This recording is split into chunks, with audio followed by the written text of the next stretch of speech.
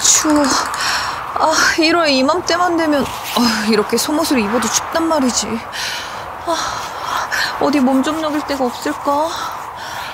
소환아, 많이 춥지? 여기 우리 집으로 와. 진짜? 고마워. 이거 마셔. 몸 따뜻하게 녹여주는 차야. 우와, 너 진짜 착하구나. 근데 넌 이름이 뭐야? 난 대안이라고 해. 소환이 너가 너무 추워하길래 좀 덜 추운 우리 집에서 몸 좀 녹이고 가. 고마워. 대안이, 넌 진짜 마음씨도 따뜻하구나.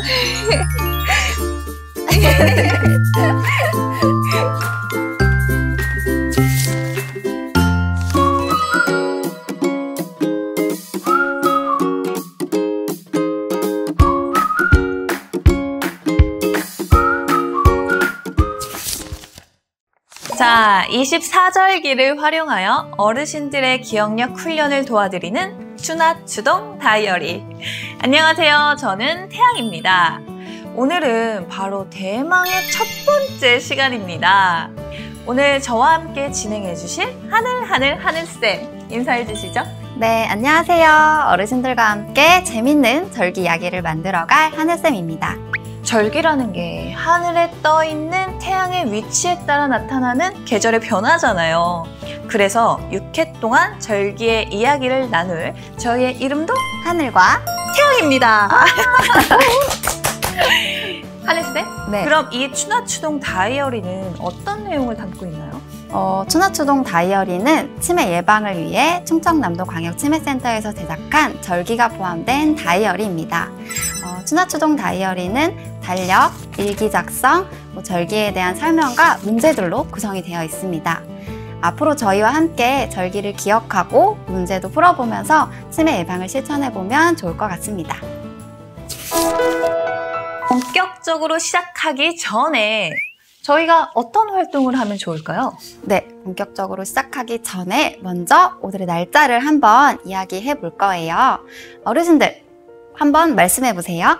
오늘은 몇 년도, 몇 월, 며칠, 무슨 요일일까요? 달력을 한번 보셔도 좋습니다. 저는 헷갈리실까봐 이렇게 속으로만 대답을 하겠습니다. 네, 잘하셨어요. 그럼 이번에는 집 주소를 한번 이야기해 볼게요. 저는 충청남도 세모군 네모읍에 살고 있어요. 혹시 태양쌤은 어디 살고 계신가요? 저는 인천광역시 네모구 동그라미 동에 살고 있어요. 어르신들께서도 살고 계신 집 주소를 이렇게 떠올리면서 말씀을 해보세요.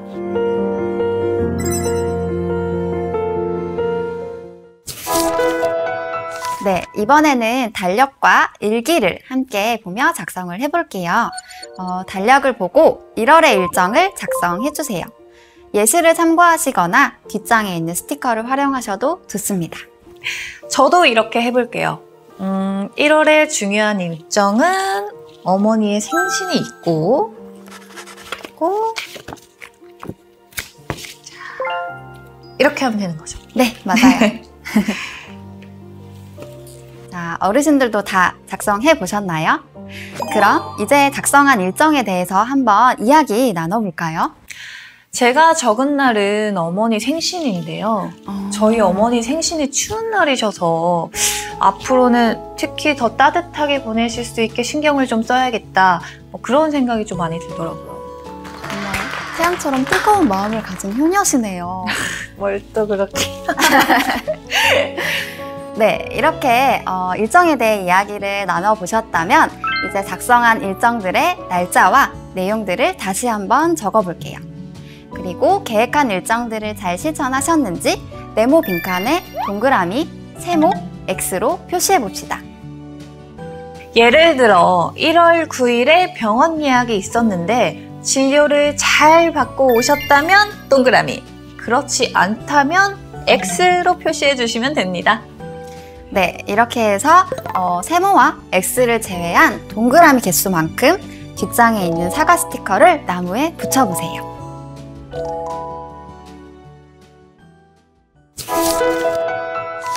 이번에는 지난 일주일간 감사하거나 좋았던 일들을 한번 떠올려 볼까요?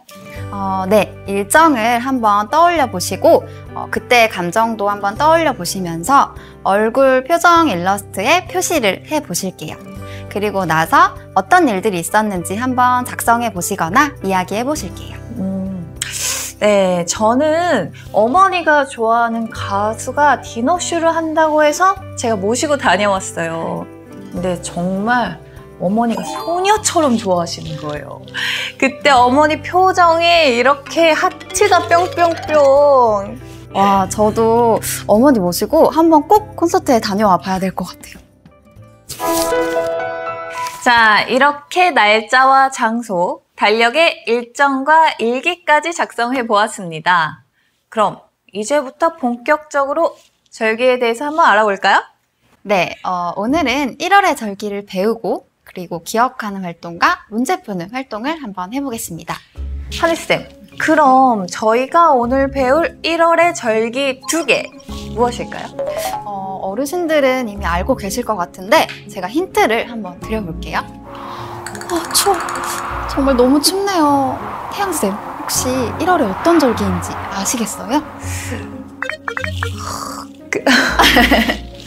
네, 바로 1월에 속한 소환과 대안입니다. 24절기 중에서는 가장 추운 절기이기도 하고요. 아, 소환과 대안. 소환과 대안은 가장 추운 겨울인 1월에 속한 절기군요.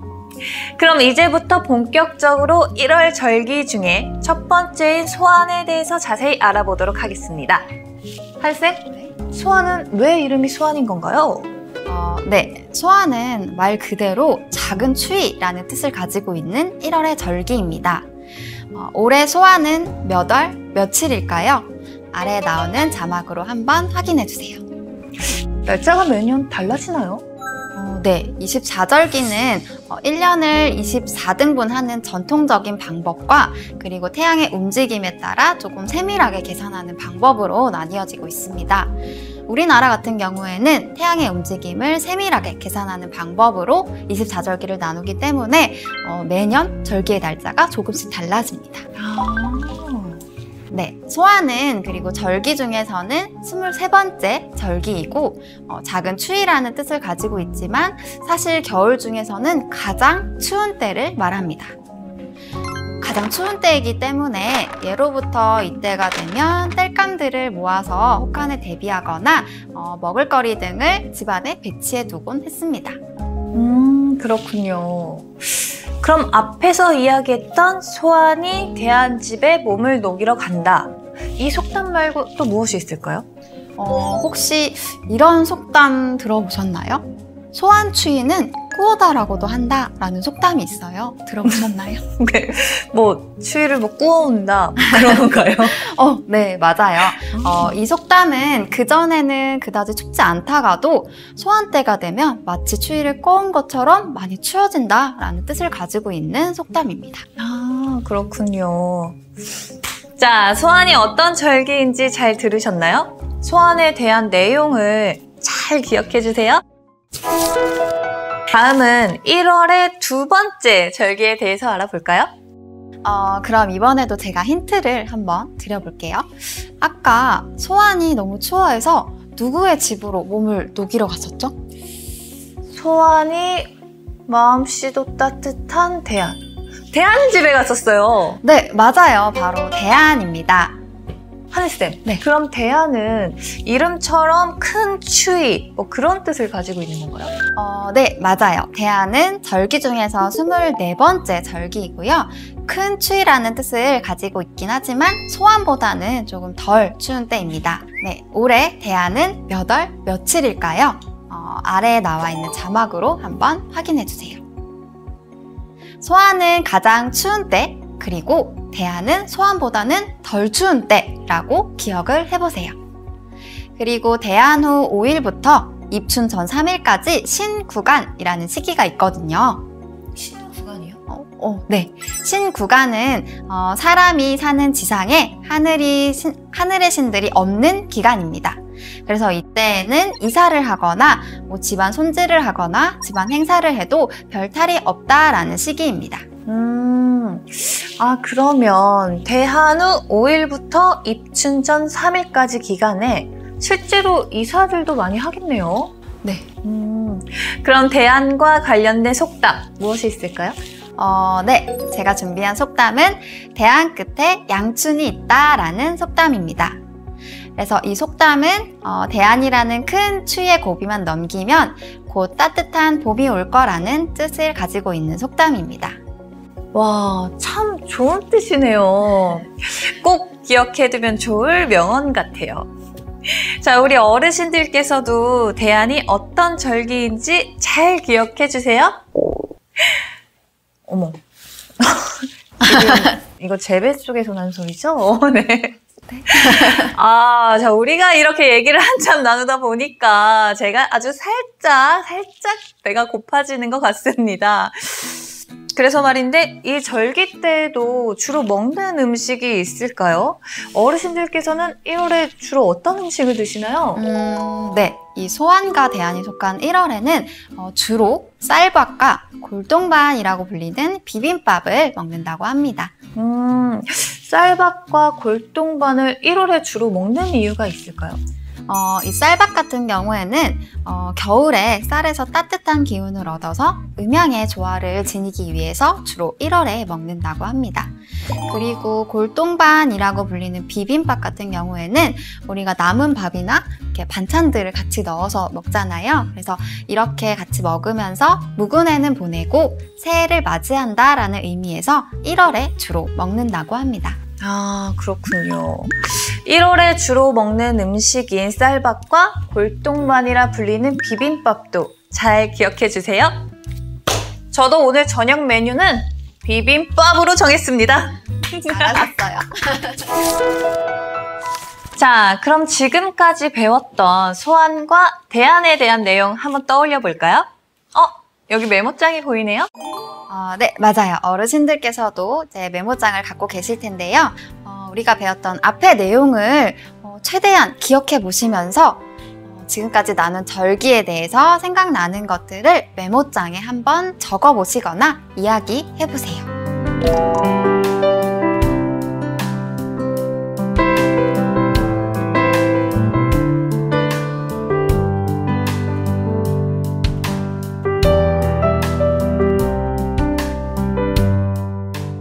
메모장에 적고 나니까 배운 절기가 더 잘 기억이 되는 것 같아요.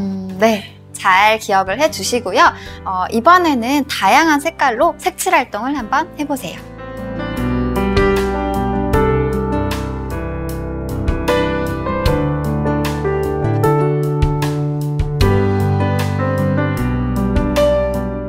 근데 하늘쌤, 갑자기 절기를 배우다 말고 왜 색칠 활동을 하는 거죠? 색칠 활동은 우리가 1월의 절기인 소환과 대안을 오랫동안 기억할 수 있게 도와주는 활동이라서 한번 같이 해봤습니다. 자, 지금까지 배운 내용을 얼마나 잘 기억하고 계신지 알아볼까요? 네, 화면으로 제가 몇 가지 문제를 보여드릴게요. 우리 어르신들께서는 앞의 내용을 보지 마시고 최대한 기억한 내용을 바탕으로 날짜편, 속담편, 특징편, 음식편 문제들을 풀어보시거나 답을 이야기해보세요. 10초 후에 정답을 맞춰볼게요. 그럼 지금부터 시작합니다.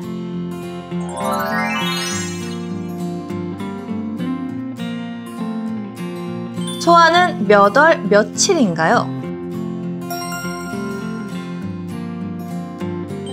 소환은 24절기 중 몇 번째 절기일까요? 대안은 몇 월 며칠인가요? 대안은 24절기 중 몇 번째 절기일까요? 땡땡의 추위는 꾸어다가도 한다. 여기서 땡땡에 들어갈 절기는 어떤 절기일까요? 땡땡 끝에 양춘이 있다. 여기서 땡땡에 들어갈 절기는 어떤 절기일까요?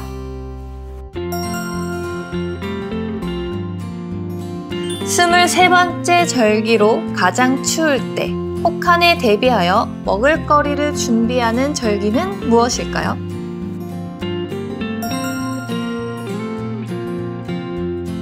스물네 번째 절기로 큰 추위라는 뜻을 가지고 있고 제주도에서는 집안 손질과 행사를 해도 탈이 없는 이 절기는 무엇일까요?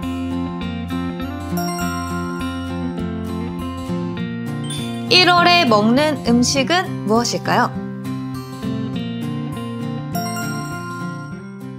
정답 잘 맞추셨나요? 이번에는 보너스 문제도 보여드릴 텐데요. 기억한 내용으로 풀어보시거나 답을 이야기해 보세요. 10초 후에 정답하면 보여드릴게요.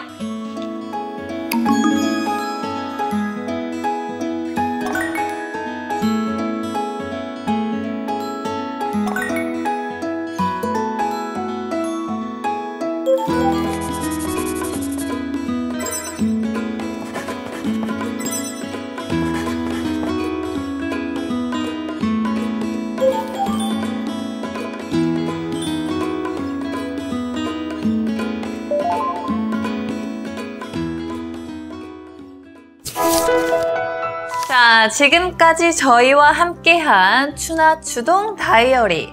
오늘은 어떤 절기에 대해서 알아봤죠? 맞습니다. 오늘은 1월의 절기인 소환과 대안에 대해서 어르신들과 함께 알아보았습니다. 1월의 절기인 소환과 대안 잘 기억을 해주시고요. 하늘쌤, 다음 시간엔 어떤 절기에 대해서 알아보게 되나요? 네, 다음 시간에는 바로 2월 편이고요. 입춘과 우수에 대한 절기 이야기로 찾아오겠습니다.